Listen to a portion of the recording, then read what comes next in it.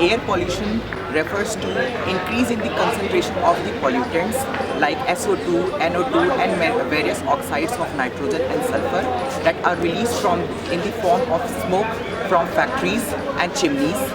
One of the case which is being reported is a case of air pollution in Delhi, where the Supreme Court of India filed a case to control the level of air pollutant in Delhi. Some of the initiatives that were taken in Delhi were phasing out of old vehicles and transforming the buses that used to run by petrol and diesel into the forms running buses by CNG.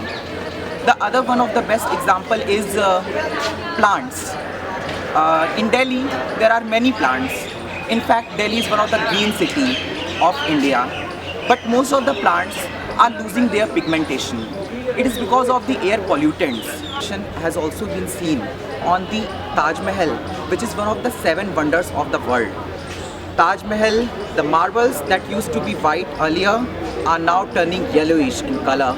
It is because of the pollutants like SO2 mainly that have been in the environment, and with the rain they are falling on the monuments in the form of acid rains that is causing the transformation in the color of the marbles of the Taj Mahal. So we can take measures to control the air pollution like using public transport a lot and using CNG vehicles instead of vehicles that runs by petrol or diesel.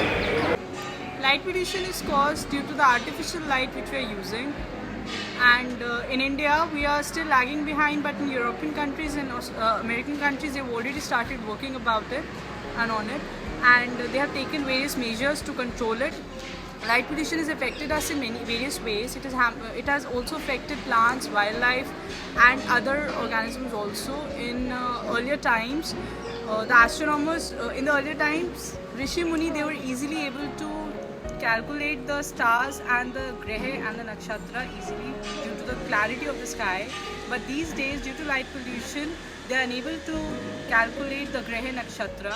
Astronomers, they were also able to check out the stars visibility and the clarity, but due to light pollution these days they are not even able to count the stars properly.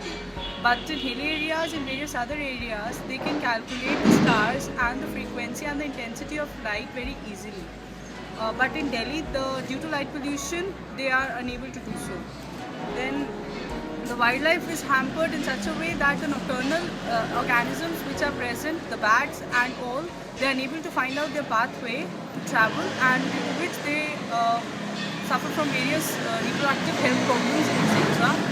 Then various plants such as Ratki Rani and cactus, their pollination factors and pollination life cycle and the germination cycle is distracted, because due to presence of artificial light they are unable to check the reproductive rate, and the organisms, they are unable to reproduce properly.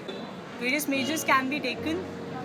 We can use the street light in the downward direction, and we should not use much more artificial light. My innovation project started in 2013 and still it's going on. It's 1-year innovation project, and we have gathered information from various sources, from hospitals, from teachers, etc.